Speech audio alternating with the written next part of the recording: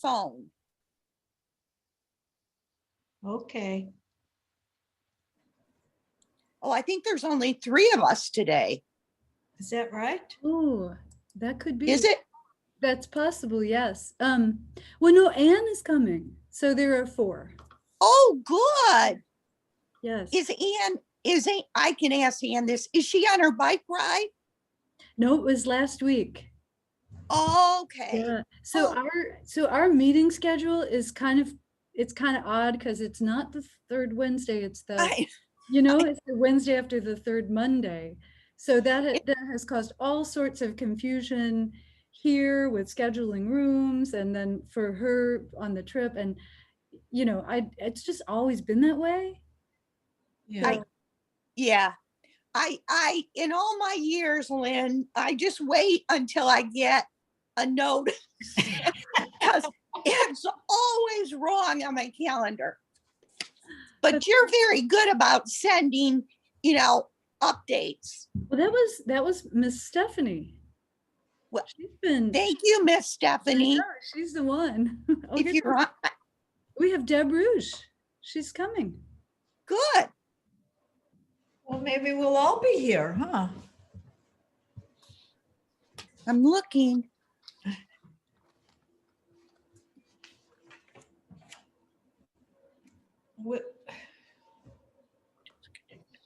Will we have a meeting in July? I guess I should wait until we start our official meeting today. I think the answer is absolutely, because July is the only meeting that you're actually required to have. So we'll do it somehow. Okay. It looks like it'll be an in-person meeting. And yeah, and Stephanie and I went Monday, we got a training on how to use, there's a piece of equipment that could allow us to be in person and on Zoom so that people can continue to tune in, except for the board and us. Board members and some staff at least have to be in the room. So it's great, but a really big problem and a reason I'm in the office is that the Wi-Fi down in the Shields Carter room is not working very well. And and it's because of a piece of equipment that they need. And with COVID, many things are back ordered and take longer than usual. So that problem is probably not going to be fixed by July. So we're in person for sure. Lynn, when is the July meeting? I think it's the 21st. Does that feel like a Wednesday? The 3rd Wednesday after the 3rd Monday. The 1st Wednesday after the 3rd Monday. You know what? I'm going to be in the car on the way back from California. Ooh, okay. I know. July 21st. Well, right. Well, right. We can have a quorum. Okay, good. Yeah. Thank you for letting me know, Sue. Oh yeah, if it was on Zoom, I might be able to do it, but Georgiana and Lynn, our son and his family moved to San Diego about a month ago. His lifelong dream, but it's far, it's farther for us, obviously, than Chicago. Yeah. But here's Ann. And Sue, you're going to drive there and drive back? Yeah?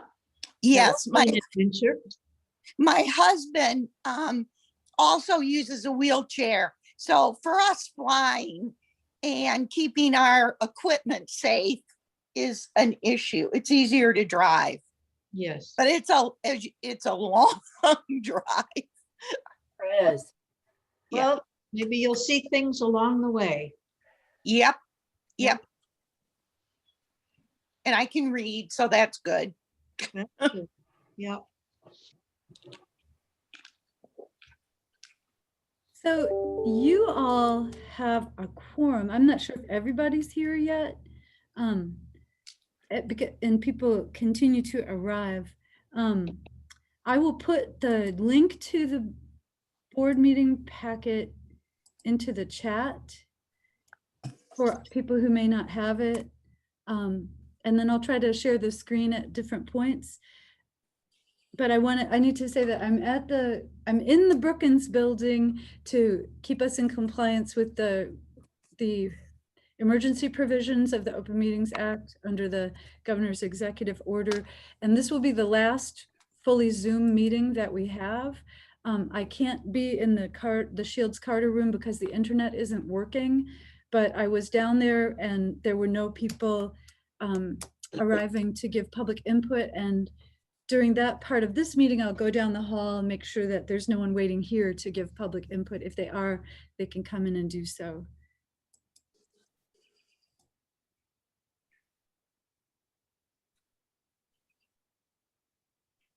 And we're going to try, in the future, we'll try to have, even though the meetings have to be in person, we will try to keep the Zoom part if we can. We're trying to figure out how, so. Okay, shall we call the meeting to order? Yes. Okay, Deb Ruch, Here. Gail Kennedy, Ann Robin, here. Georgiana Schuster, Here. Sue Suter. Here. All right, the next item is approval of the agenda. Whoops. So moved. Second, Okay, Stephanie, we have to do roll call. Ann Robin, Yes, Georgiana Schuster, Yes. Sue Suter, Yes. Deb Ruch, yes.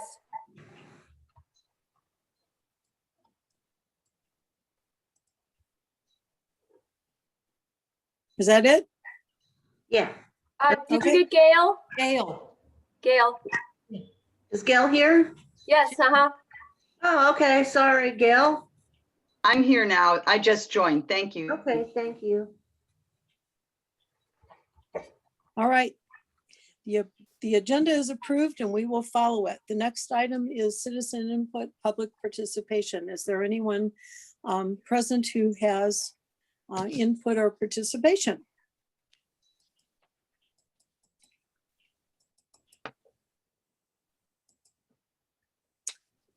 Okay, if someone comes up with something Let me go down the later, hall. See if we can add them in. Lynn is going to check to see if anybody is at the door.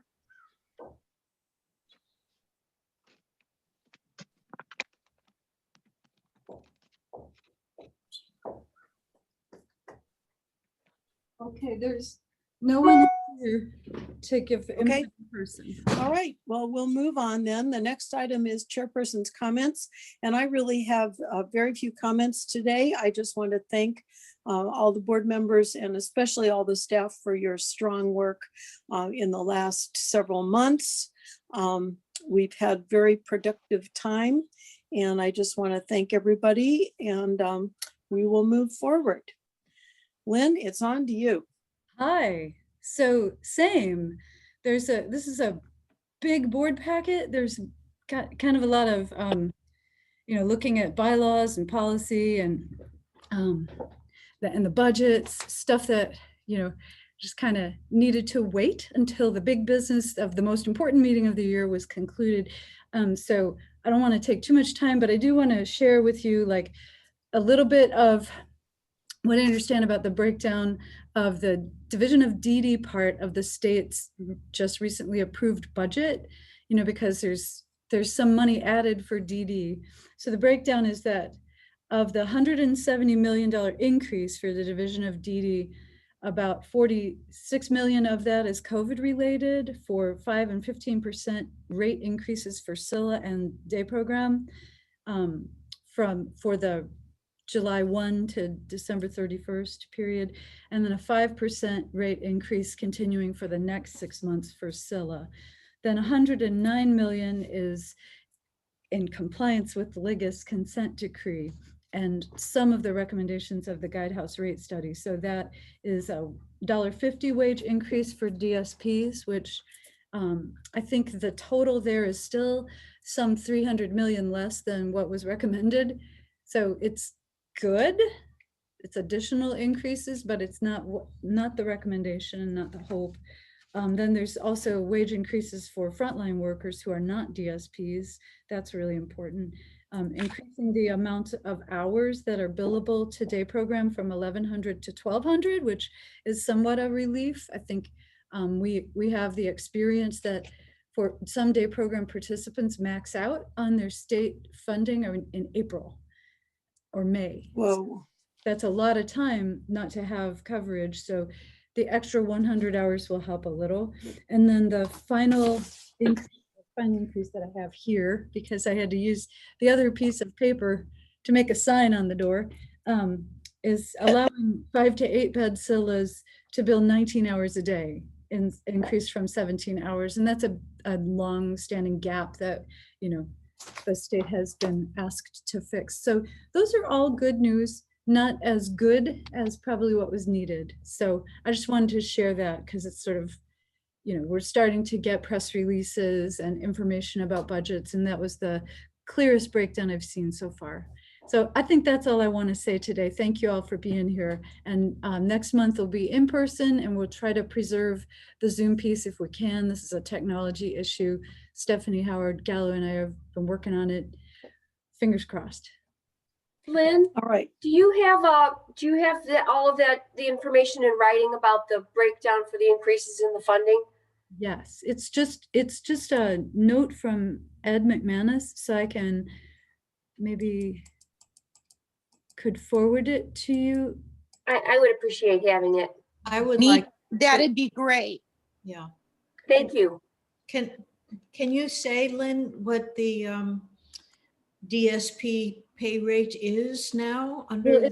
it's a $1.50 wage increase. So I don't, this breakdown doesn't show the total. Maybe Danielle or Patty know. I know because there was already an increase Maybe we could recently. during, And this is on top of that, right? My understanding is it's going to be the reimbursement rate will be $16 an hour if it goes through 1/1/21 Okay. or 22. I'm sorry, Okay, thank but you. that has to be approved by CMS first. Okay, thanks. So Danielle, what is it now? It's 14.50. Well, it's ranged because of the COVID enhancement. Right. Okay, that's So it's okay. 14 something right now. With the COVID enhancement, it's 15.10 right now. Okay, Okay, it's Wow. confusing with the, yeah. thank It's changed you. many times over the last 18 months, so that's what it is right now. Thank you.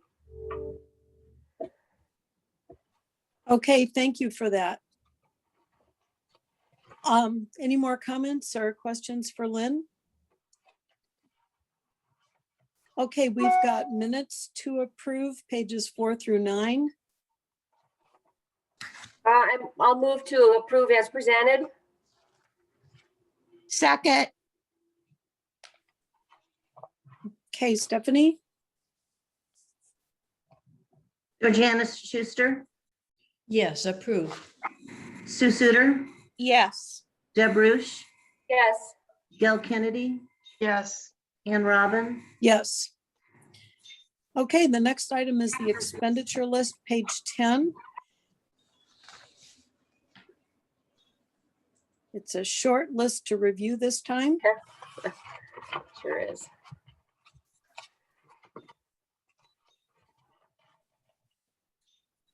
Motion to approve. I'll make the motion to approve. Second. All right, Stephanie? Sue Suter, Yes. Deb Rush, Yes. Gail Kennedy, Yes. Georgiana Schuster, Yes. Ann Robin, Yes. Okay, we are moving on to new business. We've got the draft fiscal year 2022 budgets, pages 11 to 19. And I think this is not an action item. This is just a review. Am I right, Lynn? No, I was hoping for approval for it. because Okay, the the next- word approval, I should have put action. Okay, so action is requested. And this is, we know that you'll see this budget again, that there will be revisions. But it's important to me to take, when I go to talk to the county and to the county board about it, that it's a budget that you have all seen and approved, even though we know that there will be some changes. I make a motion to approve the 2022 CCDB budget with anticipated revenues and expenditures of $4,511,000 and 506. I I said will that. second that motion.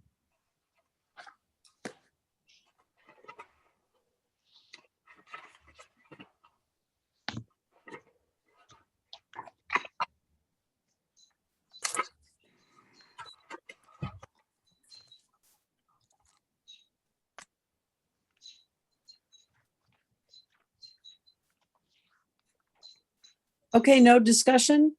I'm having trouble finding this in my, you've got it on page Page 12. 12. Oh, there it is. Okay, all right, good. I even had it flagged. Okay. Stephanie, you want to do roll call?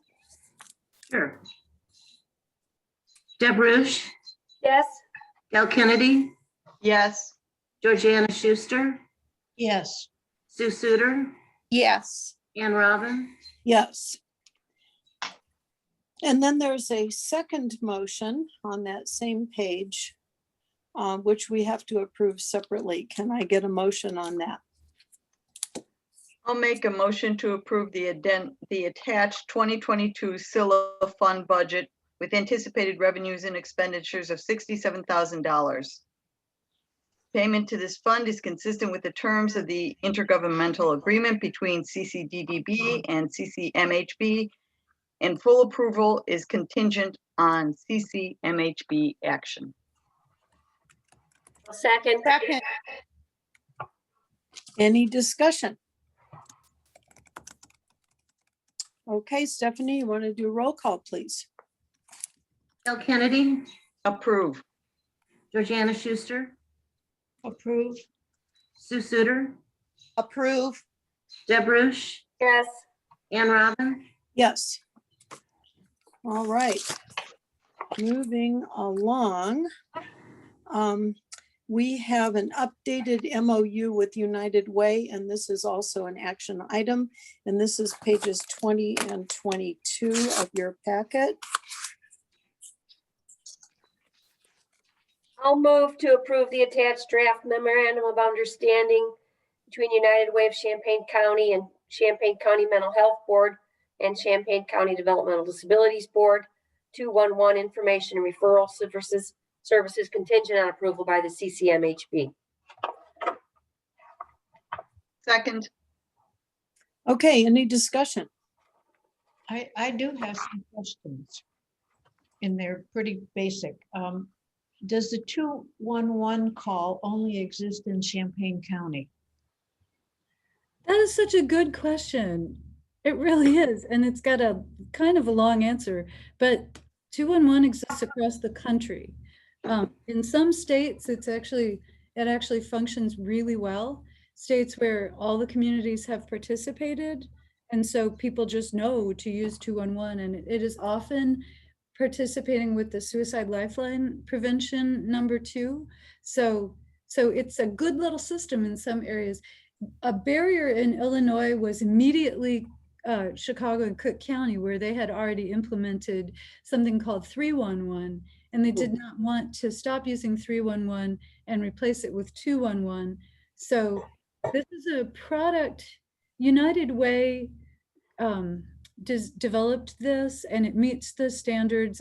There's an accreditor, like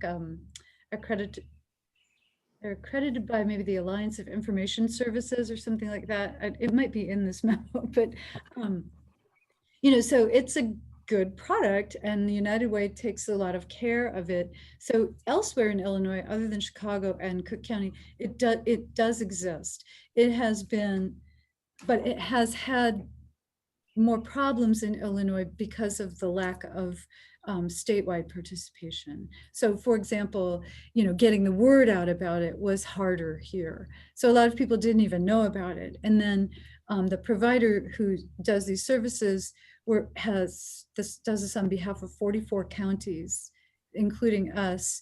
And Champaign County is the most complicated by far. We have more nonprofit providers who should be listed in 211. So keeping our providers in touch with the provider of 211 services, has been a little bit of a challenge. Everybody has to update once a year. So you might not have heard of it, which is not good because it's supposed to be like all over the country.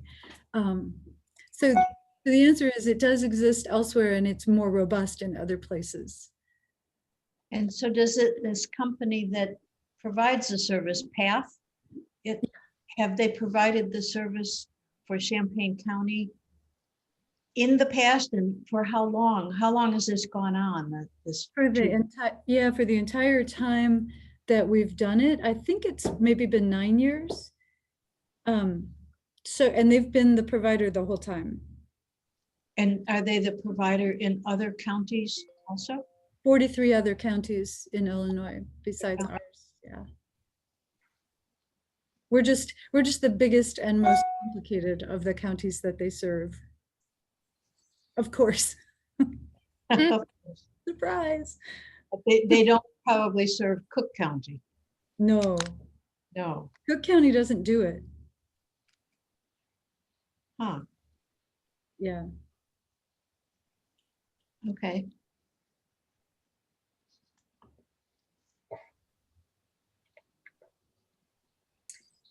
Any more questions or discussion? Good discussion.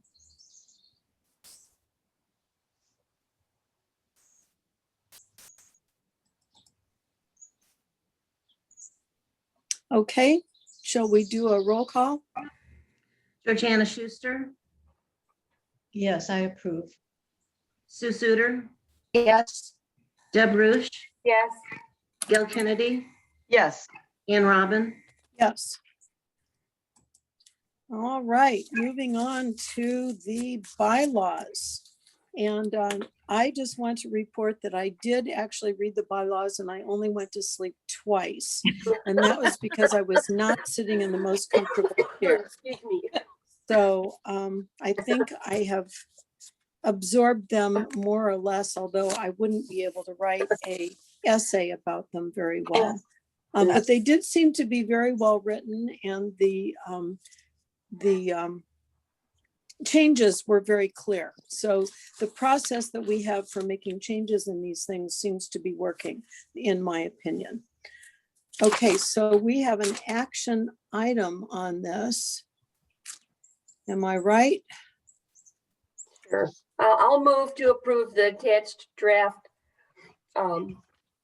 revised Champaign County Board for Care and Treatment of Persons with Developmental Disabilities, a doing business as Champaign County Developmental Disability Board bylaws as presented. Second.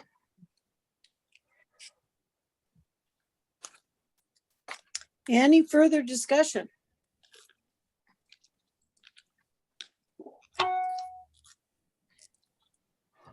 So if you don't have questions, what I'll do is remove all the strike throughs and the highlight to create the final version. Okay. Lynn, that was very helpful, the highlights. Thank you. Okay, so the decision memo is on page 23, if I'm correct. Yeah. I'm sorry, I'll go back to that. And there's the list of what the changes are. Okay, does someone want to read did we read the motion? Yes. Yeah, Okay. Deb Rush made the motion. Okay, all right, she read it. Okay, it took me a little while to find it. I didn't have it tabbed. Okay, Are we ready for roll call? Stephanie, go ahead, please. Gil Kennedy, Approve. Georgiana Schuster, Approved. Sue Suter, Yes. Deb Rush, Yes. Ann Robin, Yes.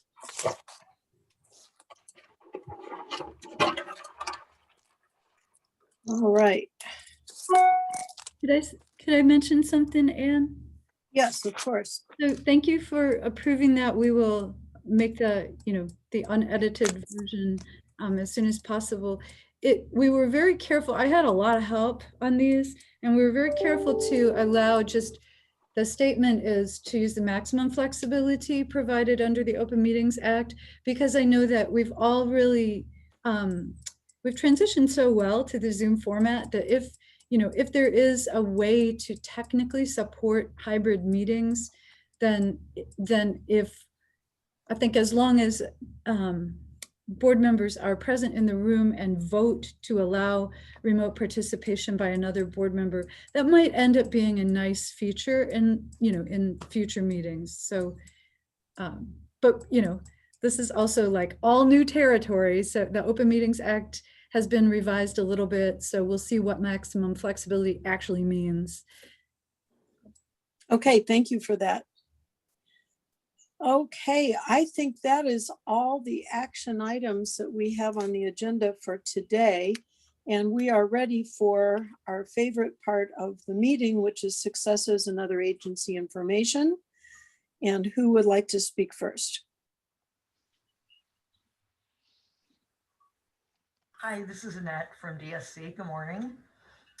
Good morning. Hi, Annette. Good morning. I wanted to talk about our podcast group.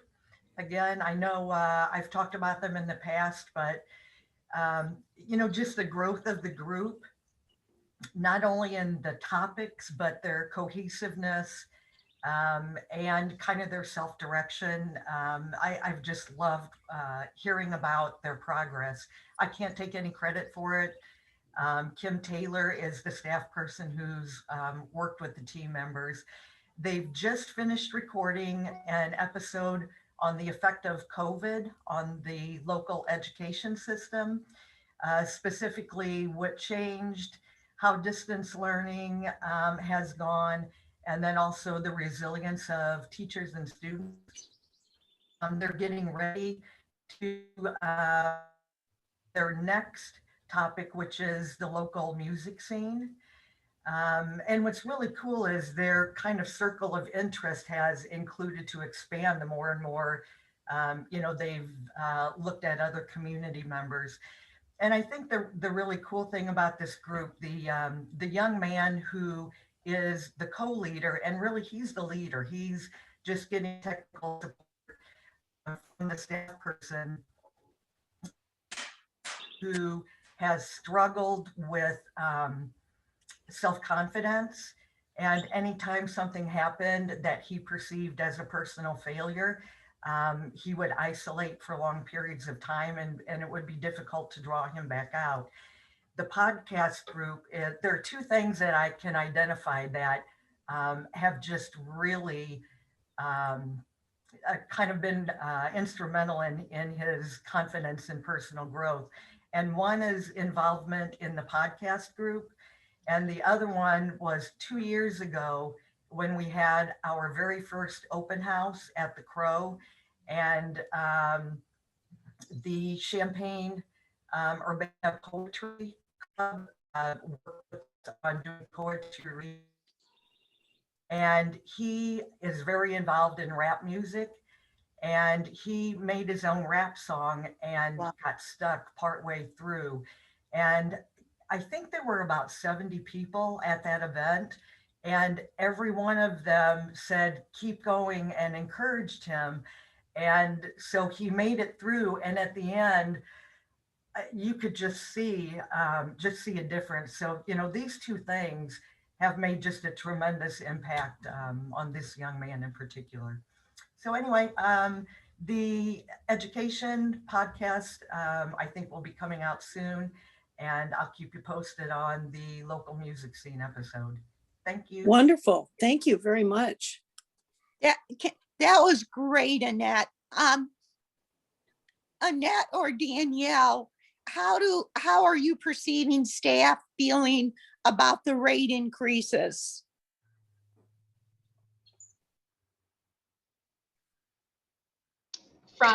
Through DHS? Yeah, yes. I think positive. I mean, I think it's the largest amount that's ever been funded to DD services in Illinois. So yeah, I think positive. I think there's a piece of it that's one-time money, like Lynn referred to, but yeah, overall, I think positive. Okay, good.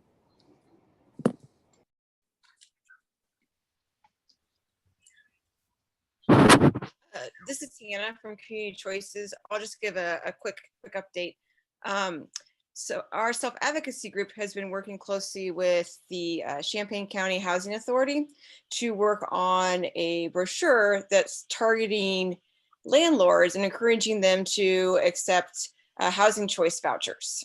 I think, as a lot of people know, it's a problem in our community to find landlords who are willing to accept vouchers for folks who get a choice voucher.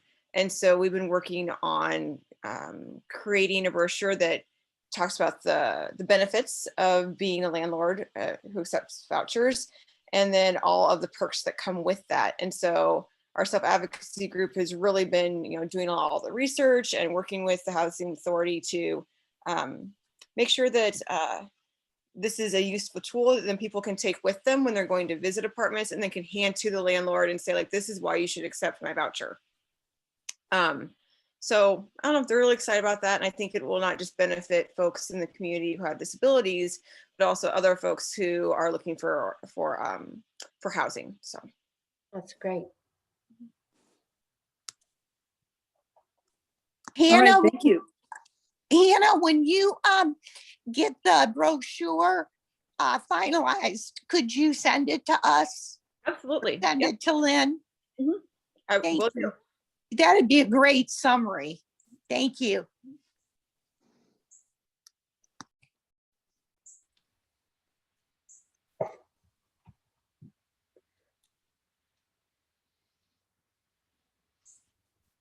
All right, who else? Well, those were both excellent. Thank you very much. If somebody wants to come forward in a little bit, if they missed the opportunity, please just raise your hand and we'll try to recognize you. We've got old business, the Scylla Facilities Project update. And I guess this is an action item. Am I right? I missed an action item. That's okay. This is one I wish I could put it out of my mind. So, but there is a motion suggested here. Okay, If the board, and that is on page 60. 63. 63. That's 63. where the suggested motion. It's quite a long motion, and that's because our attorney wrote it. I had a much shorter motion for you, and he said no. Do we need to read the whole thing into the record? I think so. Is that Okay, how it who would, works? I don't know. who would like to do that? I'll do it.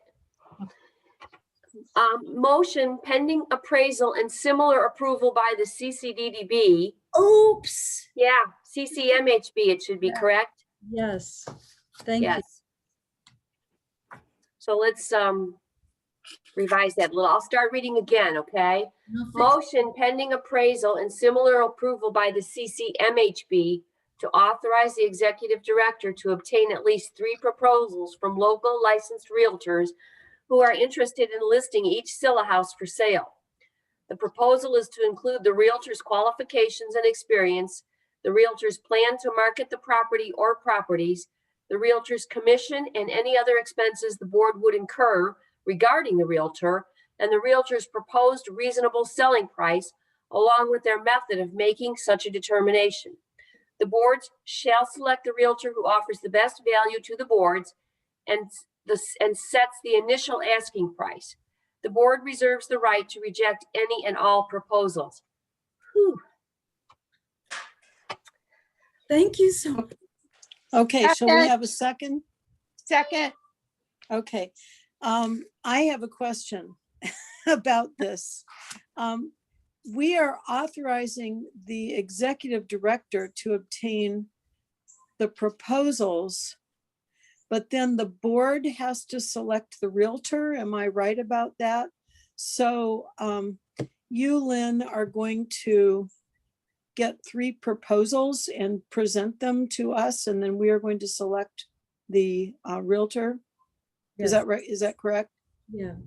Okay, Maybe- that's how I read it, but I wasn't quite sure because there was a lot of language in there.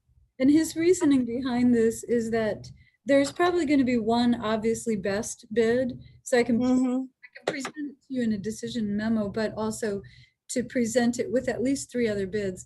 And the further reasoning was that everybody knows a licensed and qualified realtor. So we need to create an opportunity for the word to get out, for people to make a bid. We do have the property manager will be interested in making a bid. And I think I want to start with the appraisal because I think we may need to sell the houses one at a time.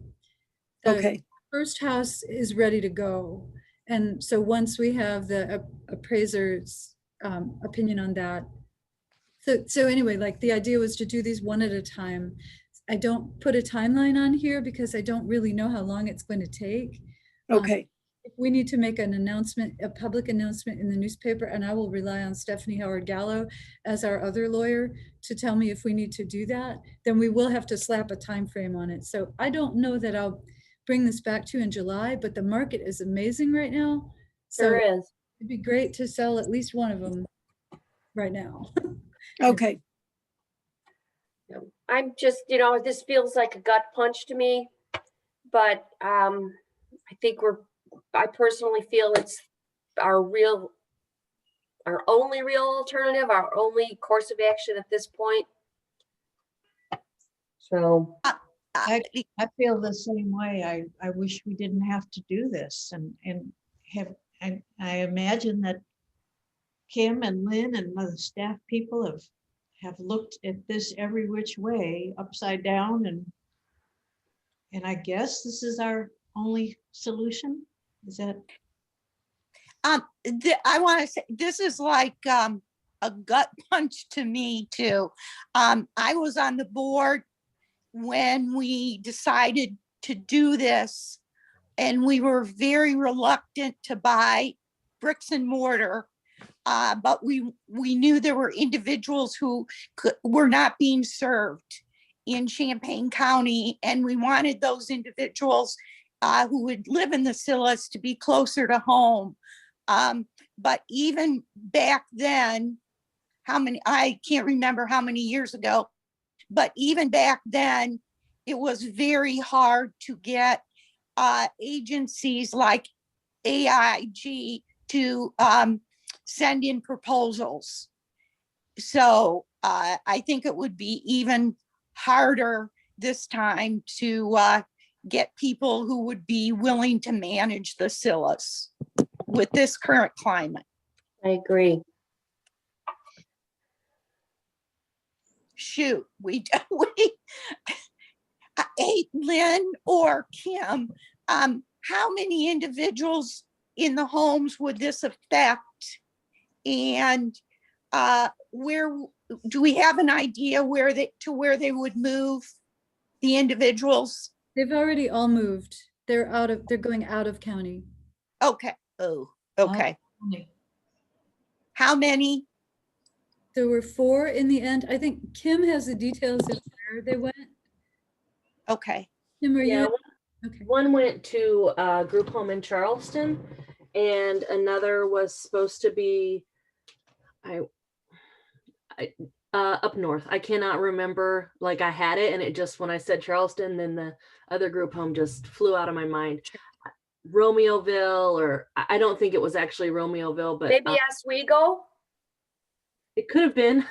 It was, they were going to another IAG home, IAG owned home up north. So that's why Romeoville's coming to mind, but I'm not 100% sure now because it just flew out of my mind. But one went to a group home in Charleston that was obviously not an IAG home. And then the other young woman was going up north.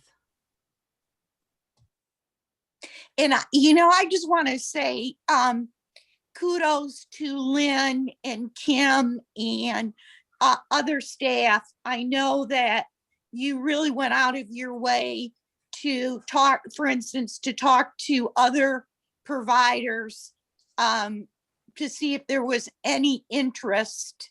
And I know you worked very hard on that, and we appreciate that. I think that you did all you could to see if we could attract providers to Champaign County. Thank you. To manage these. Thank you for that, Sue. That really was Kim's effort, and it's been going on for quite some time.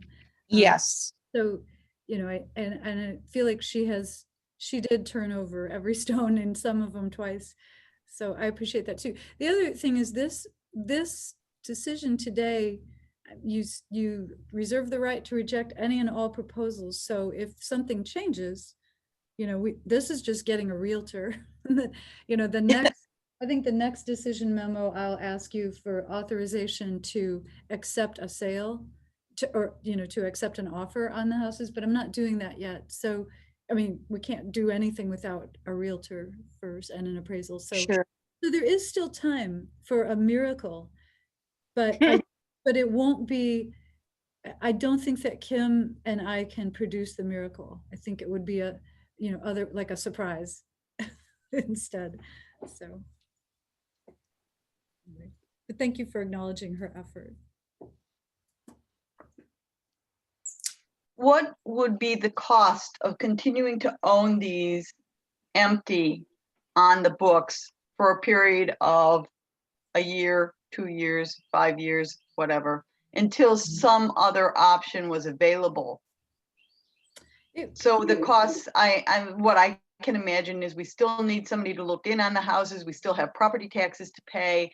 Any ballpark figure on what it will cost us and the mental health board to hold on to these for a period of time? I think it's so you don't pay taxes, you pay only the drainage tax. So let me see, it's the property manager for each house, it's $50 a month, so that's $1,200 a year. And then maintenance of the yards is where we spend some money. That's been, I think, sometimes been like $500 a month or $600 a month. So I still, and insurance is the other cost. I'm gonna do a little quick calculation. Chris has recently paid the insurance bill, but I don't know if he would remember how much it was. So I'm just gonna make a big guess. I think we could be spending about $1,400 a year or $14,000 a year just to hold the homes. So, that's certainly an option, and we can budget that way, and I can get a better number if that's what y'all want to do. Just keep them and wait. I think there was just some excitement because the market is really hot right now. So when I started talking to our attorney about it, he said, this would be a good time to sell if you can do it. But, so $14,000 a year for both houses is the most that I could imagine it costing. I think we could renegotiate the cost of the property maintenance, because when I drive by, I don't see evidence of really great maintenance of the yard. So I think we have a basis to negotiate a lower cost. And probably the insurance would be less since the homes are not occupied any longer. So, I can certainly look into that and prepare information for next month.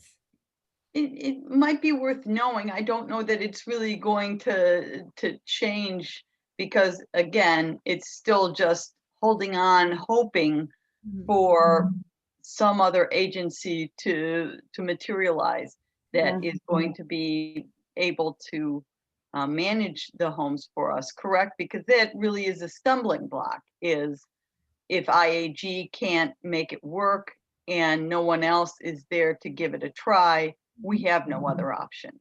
Okay. Is that correct? Yeah, I mean, well, one thing that was, I think the real gut punch, and Deb and Kim and I were all in this meeting, was hearing, Ed McManus recommended a couple of agencies. One was Trinity and the other was IAG. And so we talked to the guy from Trinity and he said, oh, well, IAG is the agency, who can do things like this. So that was painful. But I That think, was very painful. I mean, he was really honest with us about a lot of stuff. Like, he has had to close some homes recently, so he would absolutely not be interested in going in this direction. But I think that's, even if y'all say, yes, go get the bids from realtors, and we're gonna get the appraisals anyway, like, this is a great time to get the appraisals no matter what. I think it wouldn't be very hard for me to put a different budget, the empty house budget, together with that information for, hopefully for the July meeting. I think that's, possible. The realtor bids might be the hardest part to put together, but I can work on that. Okay, that One sounds more- good. One more question. So taking several steps forward, we decide to sell, we sell. There's a pot of money. Where does that money go? Does that go back to the county? Does it stay with the Developmental Disability Board and mental health boards? Yes. How would that money be able to be reused for other projects? Your intergovernmental agreement with the mental health board is real specific about how the money gets split up. It is 50-50 after the balance. So, the CCD board owes a couple more years, like 100,000 still, to get to balance. So, we make that adjustment and then it's split in half. And the two boards have total discretion about what they want to do with that money. Like, maybe a little bit for fund balance for the DD board wouldn't hurt, because your fund balance is very narrow. But I think the mental health board, if they had extra money, would probably choose to spend it on agency contracts, which is another option for you all.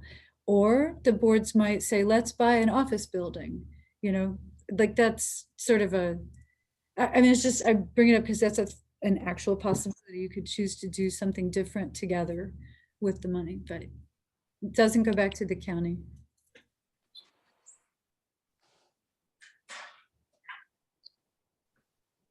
Okay, we have a motion on the floor. It's been moved and seconded. Any more discussion?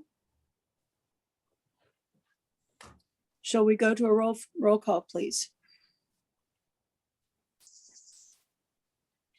Deb Rush, Yes.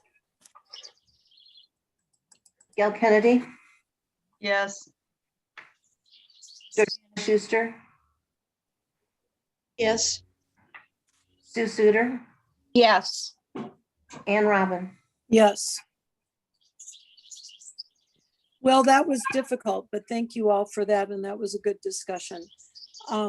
The next item is information, what's going on with the Disability Resource Expo. Sue, you were involved in that. Do you want to talk about it, or does anybody else want to talk about it? Kim? I can talk about it. And first though, I want to say Kim has just worked. This has taken a lot of her time.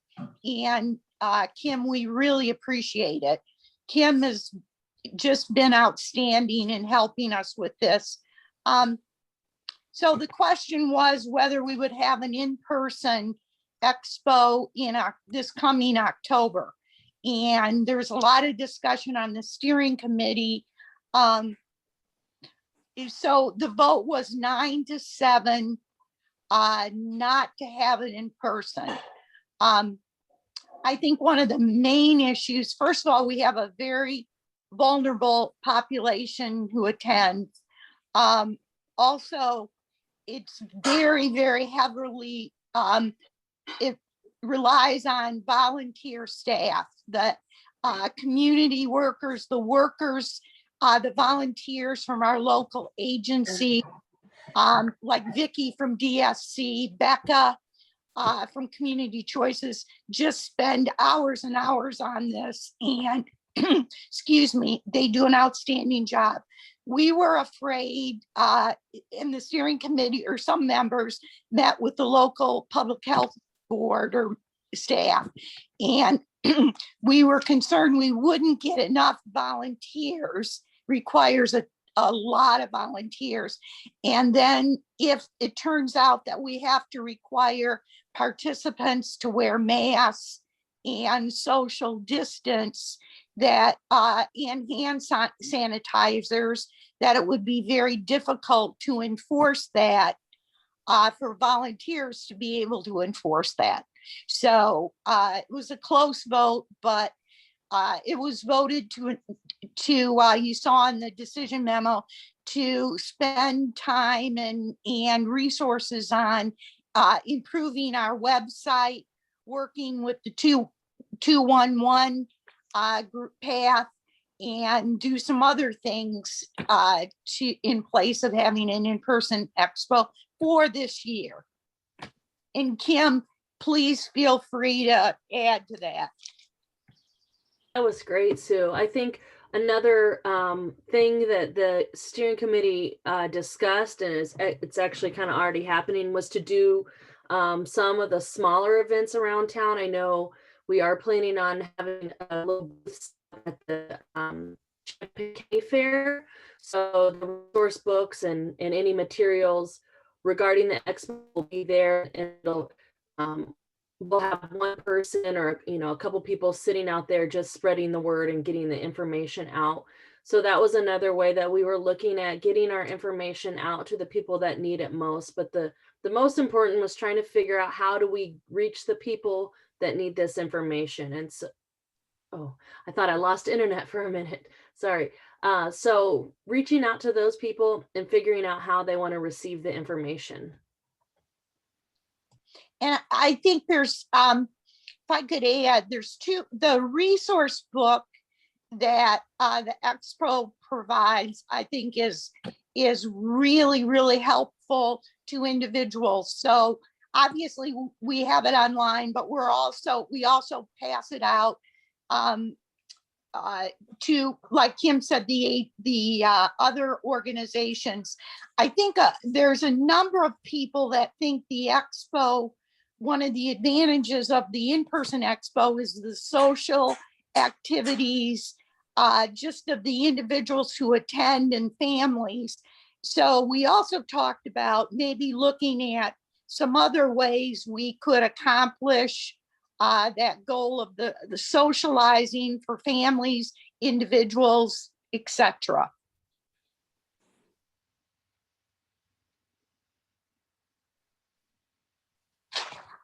Okay, thank you for that. Any more discussion about the Resource Expo?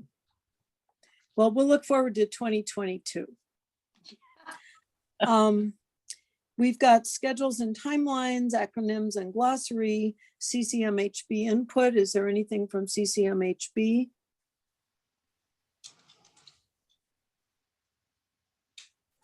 And we've got staff reports, and I just want to say thank you for the excellent written staff reports. That is very helpful to me. I'm sure it's a bit of a hassle for you all to do, but it is very much appreciated.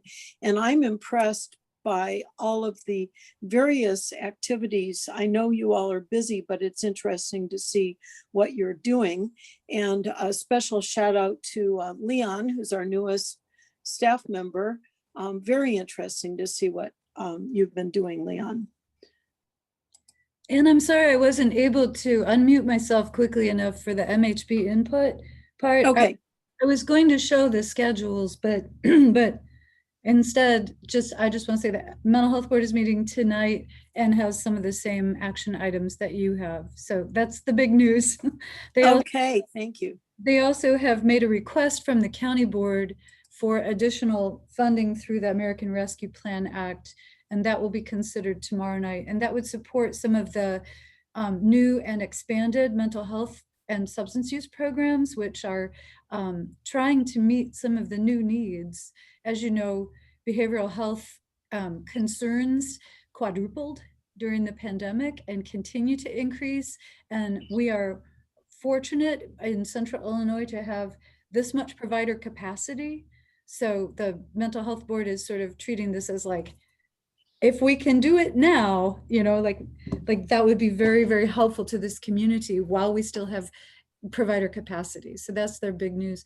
And the schedules, my comment about the schedules is just that we have the Shields Carter room for almost all of the dates that we need it, save one in September and one in November. So we might, you know, consider rescheduling or canceling those meetings or finding a different room. And as I said, this is the last one that we're doing primarily on Zoom. So I will see you all in the Shields Carter room for the, you know, indefinite future. And we're going to try really hard to keep the Zoom capacity. So it's hard to promise with no internet down there, but we may be able to tether to my phone for internet. So anyway, that's all that. Thank you for your comments about the staff reports too. I do. I also appreciate the great detail in there. Lynn, I know that the mental health board has had more of a budget resource issue than we have, the DD board. Are there some programs in the community that because of budget limitations, they funded in the past, but they just can't fund this year? Like, yeah, they strategically overspent last year in light of the mental health crisis that was coming. And overspending is not sustainable. So this year they still overspent, but not quite as much. And that did require cutting one program completely. And then I think we managed to just hold everybody else at the current year levels, which is also not ideal when the agencies are trying to expand to meet the new need. So their request to the county board would fill in those gaps, like just, you know, there's a lot of stuff they had to say no to that was brand new, and then all the expansions they had to say no to. okay. And it still didn't have a balanced set of recommendations. They still had to go over budget. Wow. So it's just scary because like you pay for that later, right? Mm-hmm. Thanks, Lynn. That's helpful. What was the agency that they ended up not being able to fund because of budget, or the program? The program that they cut completely due to budget was the Rosecrans. It's a youth substance use prevention education program that goes into the schools. That the mental health board piece of that is only 13% of the program's total budget. They get other funding from the state. So this was calculated on, it underperformed during the pandemic because they couldn't go into the schools. So they were down staff anyway and could move staff around. And also maybe there's a chance of additional funding from the federal or state governments. But until those things come true, it would be ideal to keep that program going. That kind of thing is super important right now in this community. It was just kind of a, where is the least harm? You know? Yeah, exactly. Okay, thank you.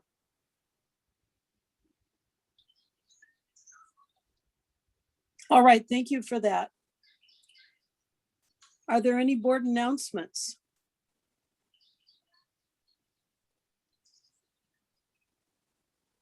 Okay, well, thank you very much for a very productive and interesting meeting.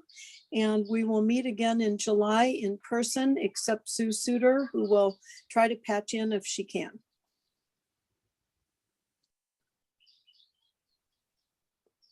Thank you. And we are adjourned. Thank you very much. Thank you all. Thank Thank you. you. Thanks. Bye-bye. Bye. Thank you, everyone.